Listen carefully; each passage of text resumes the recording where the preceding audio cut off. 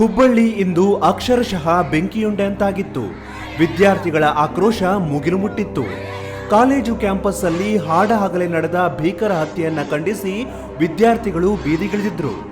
ಆಕಸ್ಮಿಕ ಏನ್ರಿ ಬ್ಯಾರೆದವ್ರು ಯಾರು ಸಿಕ್ಕಿಲ್ಲ, ಮಾಸ್ಕ್ ಹಾಕೊಂಡು ಎದಕ್ ಬರ್ಬೇಕು ನಾವು ಬುರ್ಕ ಹಾಕೊಂಡ್ ಬಂದ್ ನೋಡೋಣ. ಅವ್ರ ಮನ್ಯಾಗಿಂದ ಇತ್ತಲ್ಲ ರವ್ವ ಅಕ್ಕನ ಹಾಕೊಂಡ್ ನಿಂದ್ರೆ ಮಾಸ್ಕ್ ಎದಕ್ ಹಾಕೊಂಡ್ ಬರ್ತಾನವ.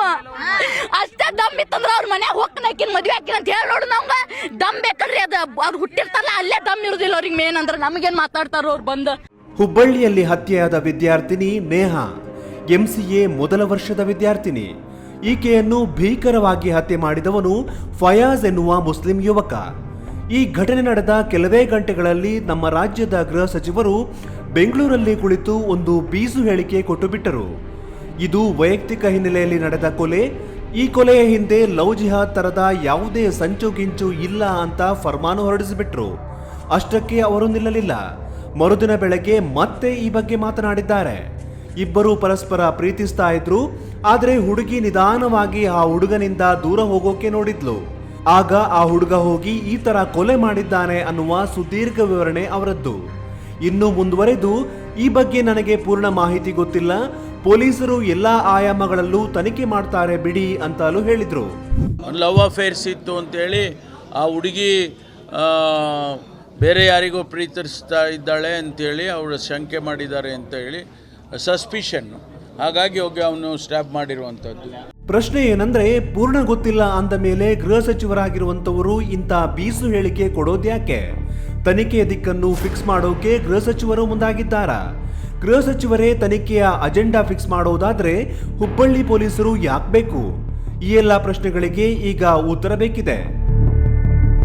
ಗೃಹ ಸಚಿವರಷ್ಟೇ ಅಲ್ಲ, ಮುಖ್ಯಮಂತ್ರಿ ಸಿದ್ದರಾಮಯ್ಯನವರದು ಅದೇ ರಾಗ ಅದೇ ಹಾಡು. ಅವರು ಕೂಡ ಈ ಘಟನೆ ಬಗ್ಗೆ ಪ್ರತಿಕ್ರಿಯೆ ನೀಡಿದ್ದಾರೆ. ಹುಬ್ಬಳ್ಳಿಯಲ್ಲಿ ಹತ್ಯೆಯಾಗಿರುವುದು ವೈಯಕ್ತಿಕ ಕಾರಣಕ್ಕೆ ಅಂತ ಅವರು ತನಿಖೆಗೂ ಮುಂಚೆಯೇ ಕೊಲೆಗಡುಕನಿಗೊಂದು ಕಾರಣ ಕೊಟ್ಟು ಬಿಟ್ಟಿದ್ದಾರೆ. ಯಾವುದು ಮರಣಗಳಾಗಿದ್ದಾವೆ ಅವು ವೈಯಕ್ತಿಕ ಕಾರಣಗೋಸ್ಕರ ಆಗಿರ್ತಕ್ಕಂಥದ್ದು. ಕಾನೂನು ಸುವ್ಯವಸ್ಥೆ ಬಹಳ ಚೆನ್ನಾಗಿದೆ. ಕರ್ನಾಟಕದಲ್ಲಿ ಕಾನೂನು ಸುವ್ಯವಸ್ಥೆಯನ್ನು ಕಾಪಾಡ್ತಕ್ಕಂಥದ್ದು ನಮ್ಮ ಸರ್ಕಾರದ ಕರ್ತವ್ಯ. ಅದನ್ನು ಮಾಡ್ತಾ ಇದ್ದೀವಿ. ಇನ್ನು ತನಿಖೆಯೇ ಶುರುವಾಗಿಲ್ಲ. ಅಷ್ಟರಲ್ಲೇ ರಾಜ್ಯದ ಮುಖ್ಯಮಂತ್ರಿಗಳು, ಗೃಹ ಸಚಿವರು ಹೀಗೆ ಅವಸರವಾಗಿ ಹೇಳಿಕೆ ನೀಡುವ ಮೂಲಕ ಯಾರಿಗೆ ಯಾವ ಸಂದೇಶ ಕೊಡ್ತಿದ್ದಾರೆ ಅನ್ನೋದು ಮೇಲ್ನೋಟಕ್ಕೆ ಯಕ್ಷಪ್ರಶ್ನೆ. ಆದರೆ ಅದರಲ್ಲಿ ರಾಜಕೀಯದ ವಾಸನೆ ಇದೆಯೇನೋ ಅನ್ನುವುದು ರಾಜಕೀಯವನ್ನು, ರಾಜ್ಯ ರಾಜಕಾರಣದ ಬಣ್ಣಗಳನ್ನು ಬಲ್ಲವರ ಸುಲಭ ಊಹೆ. ಈ ಇಬ್ಬರ ಹೇಳಿಕೆಗೆ ಮೃತ ನೇಹಾ ತಂದೆ ನಿರಂಜನ್ ಹಿರೇಮಠ್ ಕೆಂಡಾಮಂಡಲರಾಗಿದ್ದಾರೆ. ಇಲ್ಲ ಸಲ್ಲದ ಆರೋಪಗಳನ್ನು ಮಾಡಿ ನಮ್ಮ ಕುಟುಂಬದ ಮರ್ಯಾದೆ ತೆಗಿಬೇಡಿ ಅಂತ ತಮ್ಮದೇ ಪಕ್ಷದ ನಾಯಕರ ವಿರುದ್ಧ ಕಿಡಿಕಾರಿದ್ದಾರೆ. ವೈಯಕ್ತಿಕ ಕಾರಣ ಅಂದ್ರೆ ಏನರ್ಥ ಅನ್ನುವುದು ಅವರ ಮನದಾಳದ ನೋವು, ಆಕ್ರೋಶ. ಇದು ಲವ್ ಜಿಹಾದ್ನಿಂದ ನಡೆದ ಹತ್ಯೆ ಅನ್ನೋದು ನೇಹಾ ತಂದೆ ನಿರಂಜನ್ ಹಿರೇಮಠ್ ಆರೋಪ. ಈಗ ನನ್ನ ಮಗಳು, ನಾನೇ ಇವತ್ತು ಜನಪ್ರತಿನಿಧಿ, ಹುಬ್ಬಳ್ಳಿ ಧಾರವಾಡ ಮಹಾನಗರ ಪಾಲಿಕೆ ಸದಸ್ಯ. ನನ್ನ ಮಗಳಿಗೆ ಈ ಥರ ಆಗಿಬಿಟ್ಟಿದೆ.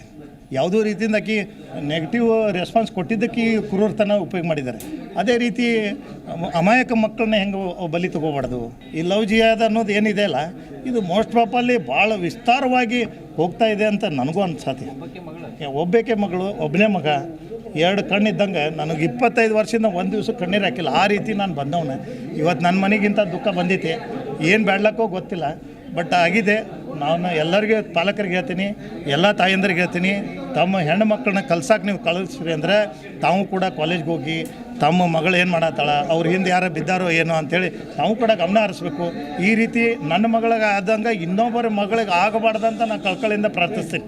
ಈ ಘೋರ ದುರಂತಕ್ಕೂ ಮುಂಚೆಯೂ ಕಳೆದ 1 ವರ್ಷದಲ್ಲಿ ರಾಜ್ಯದಲ್ಲಿ ಇಂತಹ ಕಳವಳಕಾರಿ ಘಟನೆಗಳು ನಡೆದಿವೆ. ಆ ಎಲ್ಲ ಘಟನೆಗಳಲ್ಲೂ ಕಾಂಗ್ರೆಸ್ ನಾಯಕರು ಹೀಗೆಯೇ ಅವಸರವಾಗಿ ಕೊಟ್ಟ ಹೇಳಿಕೆಗಳು ಈಗಾಗಲೇ ಗೊತ್ತಿರುವುದರಿಂದ ಈಗಿನ ಈ ನಡೆಗಳು ಆಶ್ಚರ್ಯ ಪಡುವಂತವಲ್ಲ, ಬದಲಾಗಿ ಆಕ್ರೋಶವನ್ನ ಹುಟ್ಟುಹಾಕುವಂತವು. ಮುಸ್ಲಿಂ ಮೂಲಭೂತವಾದ ಹೆಚ್ಚುತ್ತಿರುವ ಹಿನ್ನೆಲೆಯಲ್ಲಿ ಆ ಬಗ್ಗೆ ಚಕಾರ ಎತ್ತದೆ ತಿಪ್ಪೆ ಸಾರಿಸುವ ಕೆಲಸವನ್ನ ಕಾಂಗ್ರೆಸ್ ನಾಯಕರು ಮಾಡುತ್ತಾ ಬಂದಿದ್ದಾರೆ. ಒಂದಂತೂ ಸ್ಪಷ್ಟ, ಮುಸ್ಲಿಂ ಮೂಲಭೂತವಾದಿಗಳಿಗೆ ಕಾಂಗ್ರೆಸ್ ಕಾಲದಲ್ಲಿ ಭಂಡ ಧೈರ್ಯ, ವಿಚಿತ್ರ ಶಕ್ತಿ ಬಂದಿದೆಯೇನೋ ಅನ್ನುವ ಅನುಮಾನವಂತೂ ಜನರಲ್ಲಿ ಮೂಡಿದೆ.